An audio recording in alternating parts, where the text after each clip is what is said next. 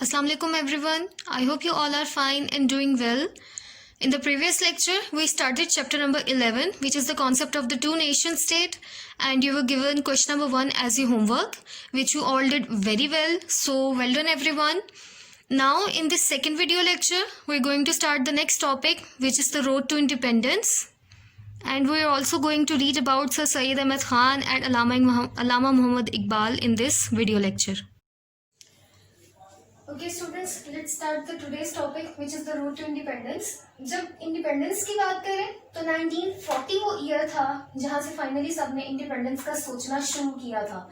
यही वो ईयर था जब 23 मार्च 1940 को पाकिस्तान रेजोल्यूशन पास हुई थी, जिसको लाहौर रेजोल्यूशन भी कहते हैं, और ये एक्सेप्ट किया गया था कि एक पाकिस्तान को एक सेपरेट कंट्री बनाया जाएगा. अब 1940 के ऑफिशियल सेंसस के अकॉर्डिंगली, अब सेंसस क्या होते हैं? Count of the population. Official census 1940 को जो 40 में हुआ था, उसके अकॉर्डिंगली 65% हिंदूज थे, 24% मुस्लिम्स थे और 11% अदर रिलीजन्स थे. अदर रिलीजन्स में अब सिख भी थे, पारसीज भी थे, जैन्स भी थे और एनिमिस्ट भी थे. एनिमिस्ट वो लोग होते हैं जो नेचर के गॉड्स को वर्शिप करते हैं. आपकी बुक में लिखा भी आगे ब्रैकेट में, people who worship God's of nature. फिर अच्छा, आपकी बुक में इसके एग्जैक्ट फिगर्स भी लिखे हुए, लेकिन वो फिगर्स लर्न करने की जरूरत नहीं है, जस्ट ये परसेंटेजेस लर्न कर लें. And yes, I will also tell you the lines at the end of the lecture which you need to learn for objective from the book. Then जो official census के accordingly देखा जाए तो 3 times ज्यादा थे Hindus Muslims थे, कि अगर एक मुस्लिम है तो उसके कंपैरिजन में 3 हिंदूज थे. खैर, ये 1940 का वो टाइम था जब ब्रिटिश ने भी फाइनली इंडिपेंडेंस का सोचना शुरू किया था कि ये इंडिया में एक इंडिपेंडेंस दे दी जाए लोगों को. लेकिन वो इंडिपेंडेंस इस तरह से सोच रहे थे कि एक सेंट्रल गवर्नमेंट हो जो पूरी कंट्री को पूरी कंट्री के सबसे जो इम्पोर्टेंट मैटर्स होते हैं उनको डील कर रही हो. अब इम्पोर्टेंट मैटर्स में क्या क्या आ जाते हैं? फाइनेंस आ जाता है और फॉरेन अफेयर्स आ जाते हैं, डिफेंस आ जाता है. तो ये एक सेंट्रल गवर्नमेंट हो जो कि वो इनकी अपनी हो और इन सारे मैटर्स को डील कर रही हो, और दूसरी रीजनल असेंबलीज हो फॉर लोकल अफेयर्स, कि आम जो छोटे छोटे इलाकों के जो आम मैटर्स थे उनको डील करने के लिए रीजनल असेंबलीज हो जो उन्हीं इलाकों के लोगों के लिए बनाई जाए, उन्हीं इलाकों से बने. तो खैर, ये ब्रिटिश ने इस तरह से एक सोल्यूशन सोचा था एक सब कॉन्टिनेंट में इंडिपेंडेंस का. बट यहाँ पे एक चीज है कि आपकी बुक में ना 2 और कॉन्फ्लिक्ट्स के यहाँ पे एग्जांपल दी गई. एक तो Canada English speaking and French speaking conflict, and the second one south Africa boards and English conflict. खैर, यहाँ पे उन्होंने एग्जांपल इस तरह दे के इस तरह से बताया है कि ये सॉल्यूशन जो ये चाह रहे थे कि एक सेंट्रल गवर्नमेंट हो और रीजनल असेंबलीज हो, वो शायद कनाडा और साउथ अफ्रीका में तो वर्क कर सकता था, लेकिन लेकिन इंडिया में नहीं. इंडिया के बहुत सारे और इश्यूज थे, सिर्फ और सिर्फ ये रिलीजन और इस सब के अलावा भी लोगों के और इश्यूज ये बहुत टाइम से चलते आ रहे थे. अब अगर कनाडा और साउथ अफ्रीका की कॉन्फ्लिक्ट्स की बात करें तो कनाडा में फ्रेंच स्पीकिंग और इंग्लिश स्पीकिंग. कनाडा में यहाँ पे आपको ना थोड़ा सा हिंट दिया हुआ है इन कॉन्फ्लिक्ट्स ने, यहाँ पे एग्जांपल देके कि जो इश्यूज थे, इस तरह के कॉन्फ्लिक्ट्स थे, वो सिर्फ इंडिया में ही नहीं थे और हर कंट्री की अपनी अपनी हिस्ट्री है. अब कनाडा में फ्रांस ने भी गवर्नमेंट की हुई है और ब्रिटेन ने भी गवर्नमेंट की हुई है. तो वहाँ पे सब पहले फ्रांस से आया था कनाडा में, तो फ्रेंच स्पीकिंग लोग बहुत पहले से, देन ब्रिटेन आया था और इंग्लिश स्पीकिंग लोग फिर वहाँ पे आए हुए थे, और वहाँ पे है इंग्लिश स्पीकिंग भी बहुत ज्यादा. तो खैर, लेकिन जब ब्रिटेन आया था तो उन्होंने ऑफिशियल लैंग्वेज कनाडा की इंग्लिश कर दी थी फ्रेंच से चेंज करके, और वो टाइम था जब कनाडा में ये लैंग्वेज कॉन्फ्लिक्ट जो था स्टार्ट हुआ था, जो कि अभी भी किसी न किसी हद तक चल ही रहा है. दूसरा, साउथ अफ्रीका में उस टाइम पे 3 तरह के लोग थे जो रह रहे, 3 तरह की पॉपुलेशंस थी. एक तो ब्लैक पॉपुलेशन जो कि शुरू से थी, फिर दूसरी बोर्ड्स. अब बोर्ड्स कौन है? Boards farmers are called boers in African language. Afrikaan is the native South African language जो कि साउथ अफ्रीका में इलाकाई ज़बान में बोली जाती है. और बोर्ड्स वहाँ पे बेसिकली डच लोगों को कहा जाता है, और डच होते हैं पीपल फ्रॉम नीदरलैंड्स. अब Dutch I think 17th century में साउथ अफ्रीका आए थे, और जब वो डच साउथ अफ्रीका आए थे उन्होंने अपने कुछ जिन इलाकों में आए थे वहीं पे उन्होंने अपनी गवर्नमेंट उनको एरियाज को रूल करना शुरू कर दिया था. फिर वहाँ पे ब्रिटिश आए थे, आई थिंक 19th सेंचुरी में, 19th सेंचुरी में वहाँ पे ब्रिटिश आए थे, और जब ब्रिटिश आए तो उन्होंने भी अपने कुछ इलाकों पे कब्जा करके उनको रूल करना शुरू कर दिया था. तो ये बोर्स और इंग्लिश का कॉन्फ्लिक्ट फिर बहुत टाइम चलता रहा था साउथ अफ्रीका में।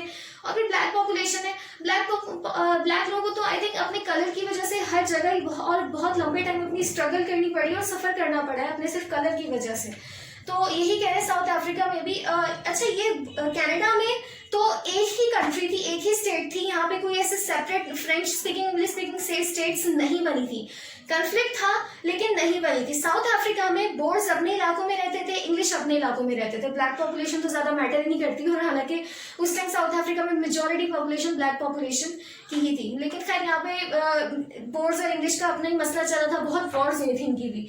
तो खैर यहाँ पे बताने की कोशिश की जा रही है कि ब्रिटिश का जो सोल्यूशन था शायद कनाडा में वर्क कर जाता, हो सकता है साउथ अफ्रीका में वर्क कर जाता, लेकिन इंडिया में नहीं।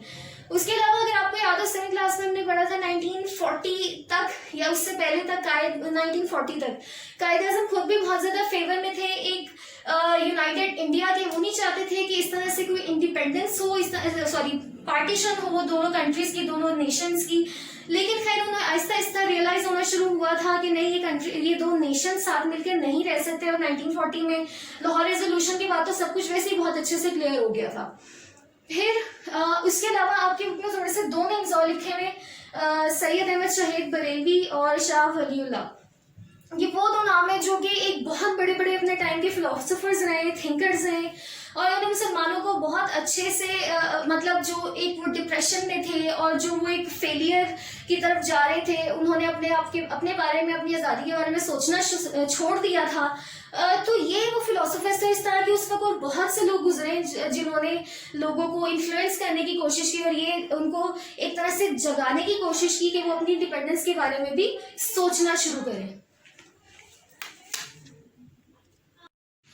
Now students, please take a look at the map on page number 88. This is the map of subcontinent before partition 1947. इस मैप में आपको दिखाया हुआ है कि जो ब्रिटिश ने मेनली 3 ग्रुप्स बनाए थे कि इन 3 ग्रुप्स के थ्रू वो गवर्नमेंट जब बनाने की सोच रहे थे। फर्स्ट ग्रुप था मेनली हिंदू प्रोविंसेस, ये वो एरिया था जहाँ पे मेजॉरिटी हिंदूज थे, ये जो वाइट एरिया है सारा ये area. Then group B mainly Muslim provinces, ये जो ग्रीन एरिया जो most of the area present है पाकिस्तान भी है, ये group B mainly Muslim provinces which is the north east of subcontinent. And the last one, third one, group C mainly Muslim provinces. इस area में बंगाल का area आ रहा था और असम का एरिया आ रहा था। ठीक है, अब इन्होंने इस तरह से 3 ग्रुप्स में डिवाइड किया था पार्टीशन से पहले सब कॉन्टिनेंट को, जब वो गवर्नमेंट बनाने की सोच रहे थे। अब यहाँ पे एक चीज नोटिस करें, ये मैप सिर्फ और सिर्फ सब कॉन्टिनेंट का नहीं है, यहाँ पे नेपाल भी है, यहाँ पे भूटान भी है, म्यांमार भी है, सीलोन भी है। अच्छा, सीलोन प्रेजेंट डे श्रीलंका को कहते हैं। यहाँ पे आपकी बुक में साइड पे इन्फो बॉक्स में लिखा हुआ भी है, till 1972 Sri Lanka was known by it's European name Ceylon.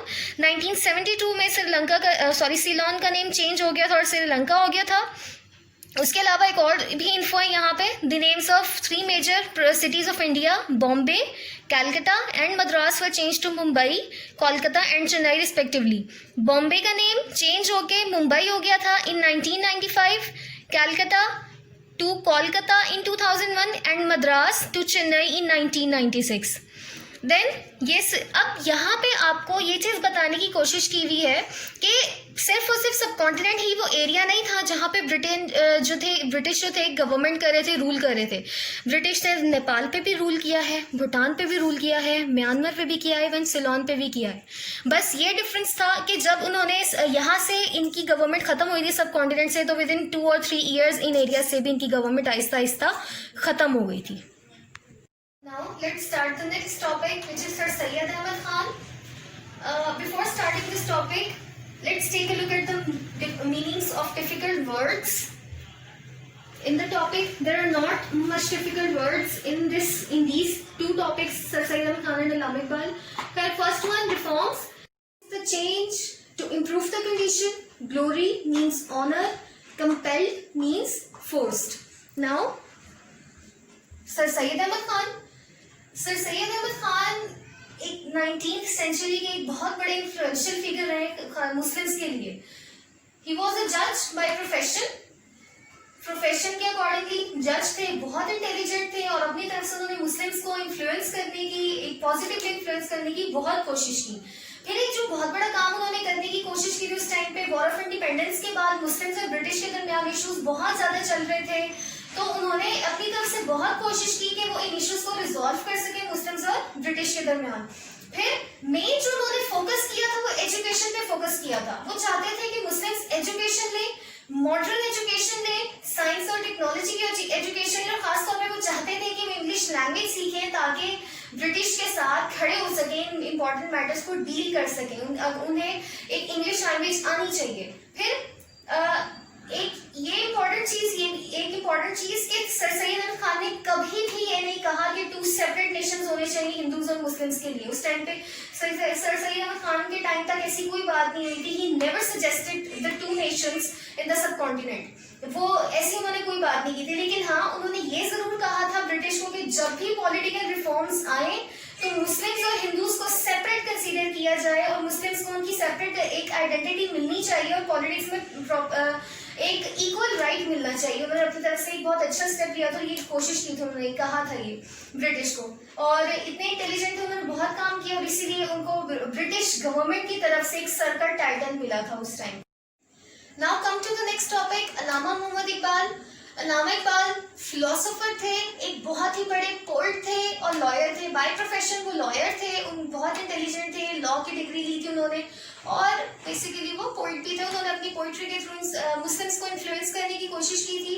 उनकी एजुकेशन, बहुत एजुकेटेड थे, और एजुकेशन सिर्फ यही नहीं कि उनके पास लॉ की डिग्री थी, साथ साथ उन्होंने एक ट्रेडिशनल एजुकेशन भी बहुत अच्छे से ली थी अपने बचपन में, जो कि एक इस्लामी एजुकेशन भी कह सकते हैं। वो भी उनके पास प्रॉपर बहुत अच्छी एजुकेशन थी उस तरह से। तो दोनों तरह की एजुकेशन थी, मॉडर्न एजुकेशन भी जो कि उनके पास लॉ की डिग्री थी, और दूसरी उनके पास ट्रेडिशनल एजुकेशन भी थी। देन पोइट्री, एक जब अल्लामा इकबाल का नाम आता है तो इट मीन्स पोइट्री, तो उनके साथ साथ ही है। इन्होंने बहुत पोइट्री की और पोइट्री के थ्रू मुस्लिम्स को बेसिकली उन्होंने इन्फ्लुएंस करने की कोशिश की थी, उनको जगाने की कोशिश की थी कि मुस्लिम्स भूल चुके थे कि उनके अपने लिए एफर्ट करनी है, और मुस्लिम्स को ये जो इतने अंडर ब्रिटिश के अंडर रह रहे हैं और भूल चुके हैं कि उनको कहीं अपना स्टैंड भी लेना है, उनकी अपनी पहचान भी है। तो उन्होंने अपनी पोइट्री के थ्रू उनको अवेक करने की कोशिश की थी पूरी तरह से।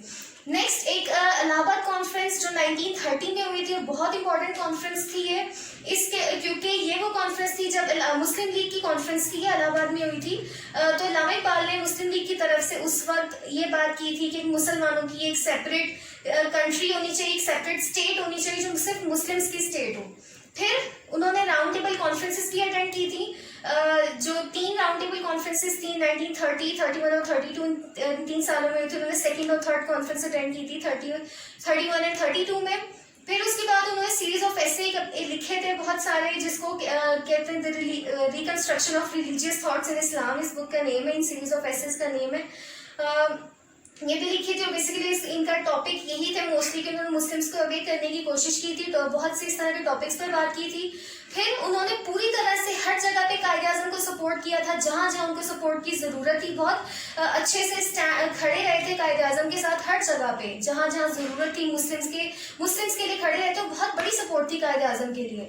लेकिन इनकी डेथ हो गई थी 1938 में। ये पाकिस्तान को तो नहीं बनता हुआ देख सके थे, लेकिन उन्होंने अपनी तरफ से इस टाइम में बहुत एफर्ट की थी, और इनको भी सर का टाइटल मिला था ब्रिटिश गवर्नमेंट की तरफ से।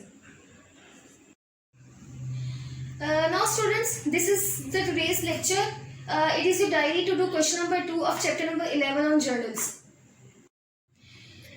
Students, this is question number 2. What role did Sir Syed and Allama Iqbal play in uplifting the Muslims of India? Now students, if you have listened all the lecture carefully, you can easily write the answer.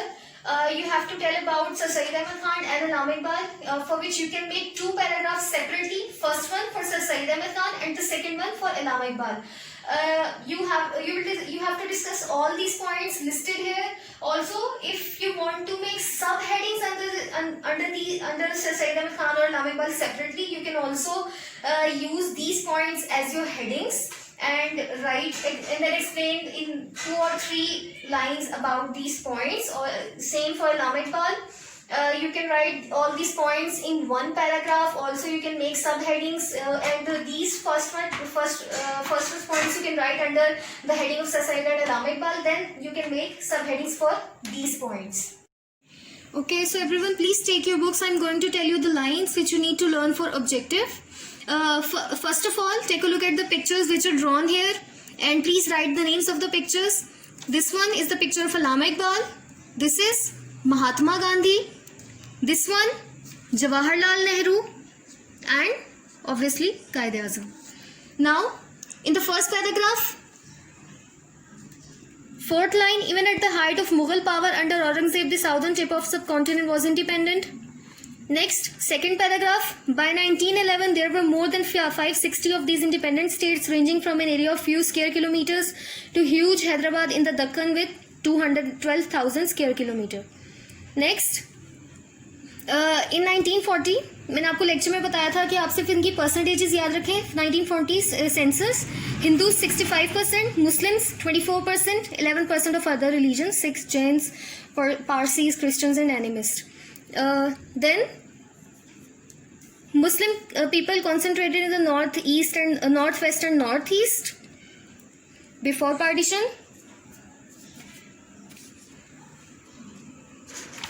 Next page, page number 88.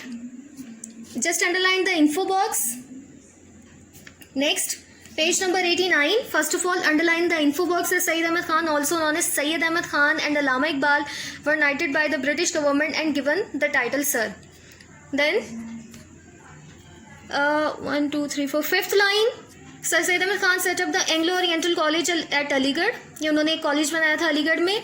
Also, students, please discuss these. Please write this line in your answer also. Next, Sir Syed never actually suggested two separate nations. Next, Allama Iqbal. First line, he was a scholar, philosopher, poet and lawyer. Next page, page number 90. Second line, in 1930, the Muslim community of the subcontinent selected Allama Iqbal as the chairman of the Muslim League conference in Allahabad. Next, second paragraph, Allama Iqbal also attended the round table conferences in London in 1931 and 1932, which were the second and third round table conferences.